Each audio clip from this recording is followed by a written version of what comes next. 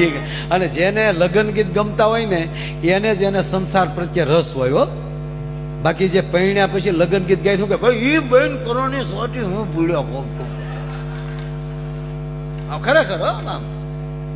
એક જગ્યાએ બેન મારે બહેનોનો કાર્યક્રમ હતો અને આપણો માતૃ દિવસ હોય ને એ દિવસે તે હું બોલતો હતો. મેં તો આપણે કાંઈ ખોટા વખાણ ને સાચી જ વાત કરતા હતા. તે મેં તો બહેનોના બહુ વખાણ કર્યા. તો એક ભાઈ સાલું પ્રોગ્રામ મને કે બહાર આવો તો ભાઈ ભાઈ ઘડીક બહાર આવો. અરે મેં કીધું પ્રોગ્રામ મને કે ઘડીક બહાર આવો હું તમને મારા આવ ઘડીક બહાર આવો. તો મેં આવડાને કીધું તમે ઘડીક વગાડો તો જઈ આવું નકર આવડા ઓલવાઈ જા. હું તો બહાર ગયો છે હું મને કે મેં ભાઈ તમારા પ્રોગ્રામમાં અમે આનંદ કરવા આવીએ. હું આનંદ તો કરાવું છું પણ કે હું આનંદ કરાવો ભલા મને માઇન્ડ બધું ભૂલ્યા હોય તો અહીંયા ચડાવો. એટલે મને શું થયું કહું કે આ બેટી બચાવો અભિયાનમાં રહી ગયો લાગે. એક તો ઉંમર મોટી લાગી મને થોડીક, મારી હારેતના જ લાગ્યા. મારથી 2 વર્ષ કદાચ નાનો હોય તો. એટલે મને શું થયું કે અવડી મોટી વરહનો મોટી ઉંમરનો માણસ છે ને વરહ ખાઈ ગયેલો છે અને આના લગ્ન નહીં ઈચ્છા હોય એટલે એને ગમ્યું નહીં. એટલે મેં કીધું બાકી છે? મને કે હું બાકી હોય 20 વર્ષ છે ભાઈ લગ્ન છે. હું કહું તો જલસા કરે ને? મને કે હું જલસા કરે? કોને ખબર ગોરદાદાએ ક્યાં સોગડિયામાં ફેરા ફેરવી આવી. માયાભાઈ મારા રાતના લગ્ન હતા. એક ફેરો ફેર્યો ને લાઈટ વહી ગઈ હતી. હું 3 ફેરા તો ગોર હારે ફરી ગયો ઉતાવળમાં. અને હજી ગોર બાપાનો હજી કારક ફોન આવે ફિલ્મ જોવા કેદી જાવું એમ. અરે મેં કીધું પણ ગાંડા મને કે હું ગાંડા? મેં ભાઈ એક ધારા તમે બોલ્યા સ્ત્રી શક્તિ છે, સ્ત્રી શક્તિ છે. એ તો શક્તિ જેને ભેટી હોય એને ખબર હોય ને. પણ મેં કીધું મારો પ્રોગ્રામ ચાલુ છે. મને કે મારો પ્રોગ્રામ જ ચાલુ છે માયાભાઈ, મારો પ્રોગ્રામ ચાલુ છે. આ પ્રોગ્રામ જ છે માયાભાઈ. 20 વર્ષ છે હું ઘરે કોઈ દી જીમ્યો નથી, કોઈ દી જીમ્યો નથી.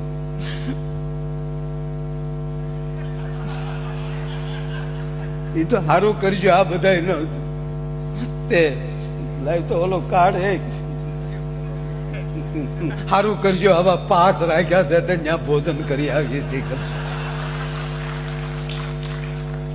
બાકી ઘેરે નથી જામતું માયાભાઈ. અને આમ જો મને કે રાંધતા જ નથી આવડતું.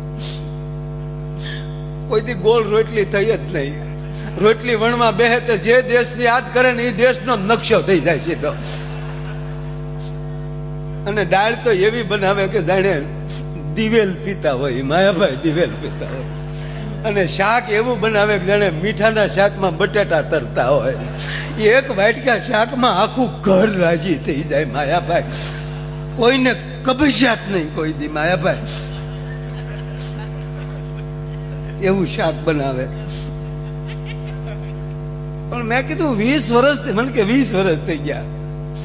મેં કીધું એ 20 વર્ષ થઈ ગયા પણ મેં કીધું એ બધું છે ને એ તારી જ ભૂલ, મારી જ ભૂલ હોય ને. હું ફેરા ફેર્યો એટલે હું કોઈ એમ નથી કેતો. હું 20 વર્ષ થાય દીકરી તારું ઘર પકડીને બેઠી છે, બાપના ઘરે નથી ગઈ, તું ઘરે કોઈ દી ખાવા જતો નથી, છતાંય ઘરે બેઠી છે. તો મેં કીધું તારથી બી ડરી ગયેલી છે. ક્યારે તેને ધમકાવીશ ક્યારે? મને કે પહેલે જ દી પરણીને આવીને ઘરે પહેલે જ દી મેં ભાઈ એ હું બોલું નહીં પણ મારા બાએ મને રૂમમાં બોલાવ્યો કે બટા ઘૂઘુ. મેં કીધું હા બા. જોજો તારા બાપાને ઘડે દબાઈ ન જાતો બટા.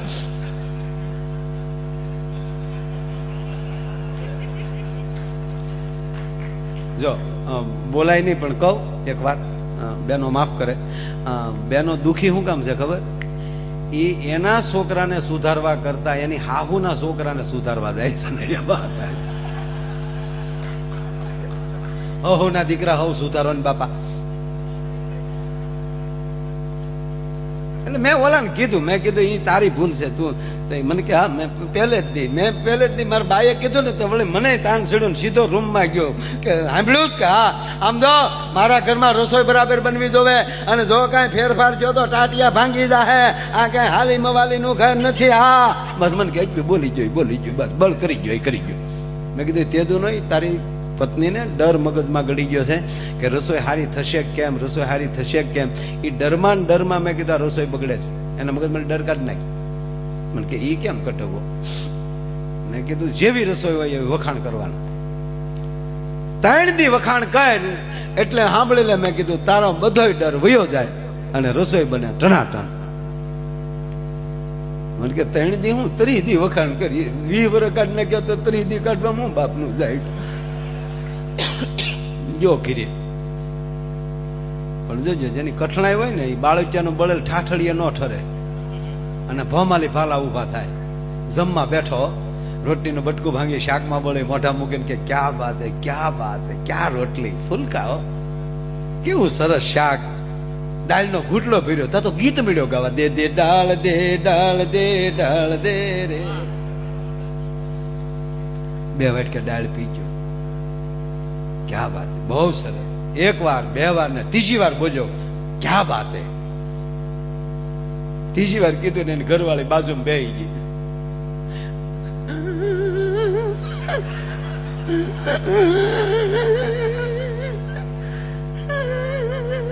હવે ઓન તો ભાગશાળી ને સાંભળવા મળે.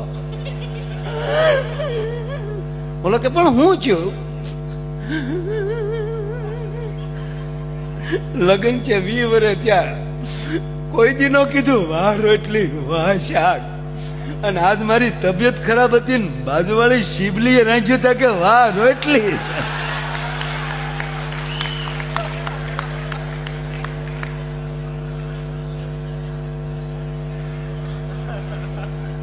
હવે આ ભોમાલી ભાલા ઉભા થાય તમે હું કરી ગયો. અને આવું ગમે એ ઉંમરે થાય હો. હા, વાત એ છે સાહેબ, આનંદ તો જોક્સ તો ડ્રાઈવર જન છે, તમને આનંદ. પણ જે પત્ની તમને ભગવાનને રસ્તે જાતો કરે તમે ન્યા જાઓ. તુલસીદાસના પત્ની એમ કે મને મોહ આ પંથ પકડો.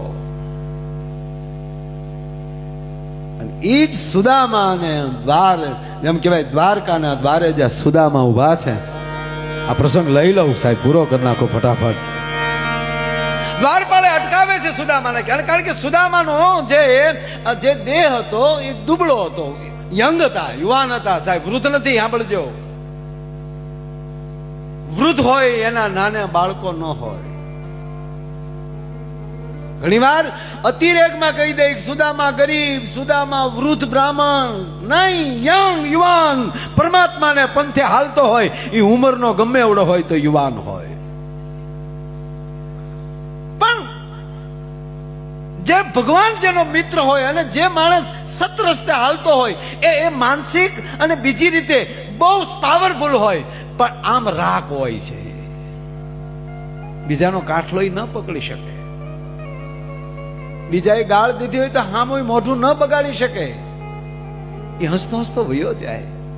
એવી પરિસ્થિતિના સુદામા, એનું વર્ણન કરવા બેસું બહુ મોટું થાય, પણ ટૂંકું છે, સમજવા સમજી જાય કે એ એવી પરિસ્થિતિના એક રાખથી ઉભેલા. ગરીબ એટલે બીજી રીતે નહીં.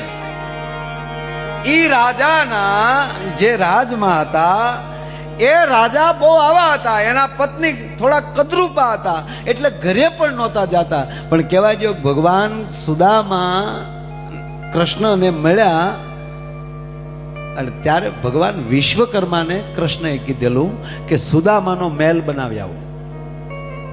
ધ્યાન દેજો વાત, આ સત્ય ઘટના. સુદામાનો મહેલ બનાવી આવો એટલે સુદામા પોરબંદર પહોંચ્યા પછીની ઘટના છે. અહીંયા હતા બની ગયા એવું નથી. એક કથા એવી પણ છે, અલગ અલગ સ્કંદોમાં અલગ અલગ કથાઓ ભગવાનની મળતી હોય છે.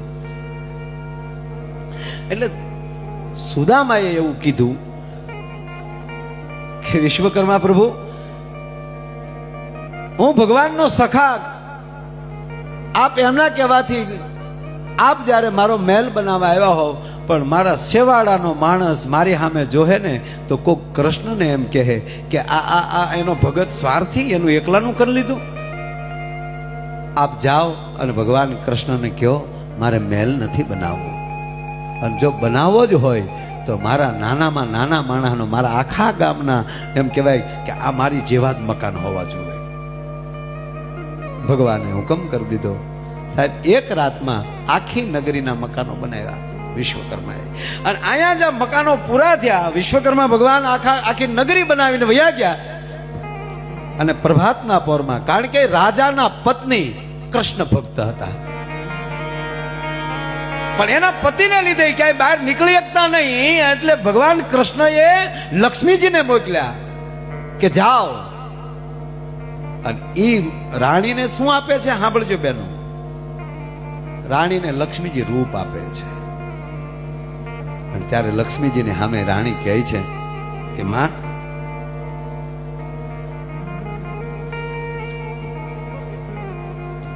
આ તો ભજનની ફરમાઈશ ચાલુ છું. હું ભજન નથી ગાતો, એલા તમે સાંભળો તો ખરા.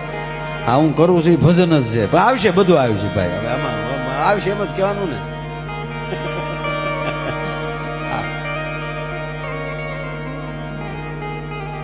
પાછા ત્રીજી વાર આવશે. હવે સાંભળજો, અમારી વાત પૂરી થઈ જવા દે, ક્યાં સુધી કોઈ ફરમાઈશ ઘડીક ન આપતા, હું જેટલું લેવાય. એટલે લક્ષ્મીજીએ કીધું કે બેટા તને હું રૂપ આપું છું. ત્યારે એ રાણી કહે છે કે મારે રૂપને શું કરવું, મારો રાજા જ મને પ્રેમ નથી કરતો, મારો પતિ જ મને પ્રેમ નથી કરતો. અને ત્યારે લક્ષ્મીએ કીધું કે તને તારો પતિ પ્રેમ નથી કરતો એનું કારણ જ રૂપ છે. અને સ્ત્રીએ રૂપાળું હોવું એનો ધર્મ છે. સાહેબ, અમુક વરણમાં મેં જોયું છે, હજી સંધ્યા ટાણું પૂરું થાય, વાળું પૂરું થાય, અને ત્યારે એના રૂમની અંદર એ શિંગાર સજતી હોય છે. શું કામ? મારો પિયું, મારો ધણી આગળ આવશે, એને શિંગાર આપે છે. લક્ષ્મી કહે છે કે હું કાયમ તારામાં વાસ કરીશ, અને હું તને વરદાન આપું છું કે હું તને એવું રૂપ આપીશ કે તારો પતિ દુનિયામાં એક પણ સ્ત્રીની સામું નહીં જોઈ શકે, કેવલ તું જ દેખાશ. આ કથા છે આમાં. અને લક્ષ્મીજી જાય છે, એના દીકરા રૂપાળા બને છે, રાણીને રૂપ આવે છે. અને હવે રાજાને ખબર પડે છે જે જગ્યાએ છે કે આખી રાત વિશ્વકર્મા મારી નગરીમાં રહ્યા, અને કોઈએ મને જગાડ્યો નહીં, કોઈએ મને કીધું નહીં. આખી નગરી એવી બનાવીને ભગવાન વિશ્વકર્મા પોતે મારી નગરીમાં, રાજા એનું સ્વાગત કરવા ન જઈ શકે, એને પગે લાગવા ન જઈ શકે. આ મારું અપમાન કહેવાય. ત્યારે એનો મંત્રી બોલે છે, મહારાજ માફ કરજો, હું તમને 3 વાર જગાડવા આવ્યો, પણ તમે મારાથી જાગ્યા નહીં. તમે એટલું બધું પી ગયા હતા કે તમને ભાન નહોતું, અને એને લીધે તમે અભ્રષ્ટ શબ્દોનો વ્યવહાર પણ મારી સાથે કર્યો છે. હું કેવલ ને કેવલ આપને મળવા માટે એ માટે આવ્યો છું કે હું તમારું મંત્રી પદ છોડું છું. કે ના, હવે હું તમને નહીં જવા દઉં, કારણ કે તમે મને સાચું કીધું.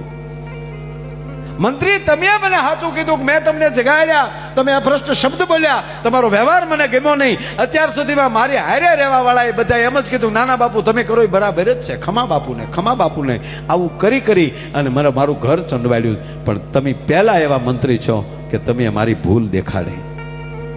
અને આખી રાત મહારાજ માફ કરજો, આખી રાત વિશ્વકર્માએ અને સુદામાનું એક જ મકાન બનાવવા આવ્યા હતા, પણ સુદામાએ કીધું કે મારા ગામનો એક પણ માણા ગરીબ ન હોવો જોઈએ.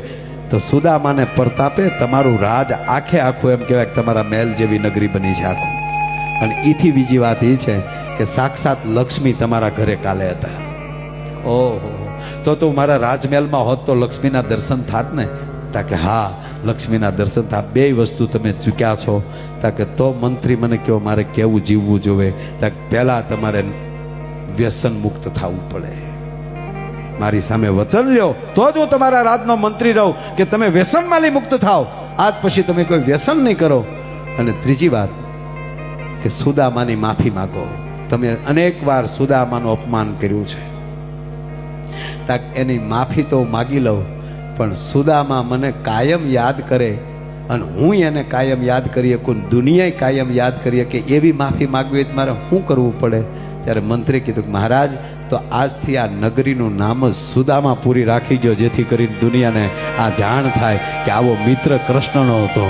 મારો કહેવાનો અર્થ એ છે કે આ જેની ભેગા રહી જાય, જેની હારે રહી જાય મારા બાપ, એ કાયમની યાદીઓ રહી જાય ને, એને જ કહેવામાં આવે છે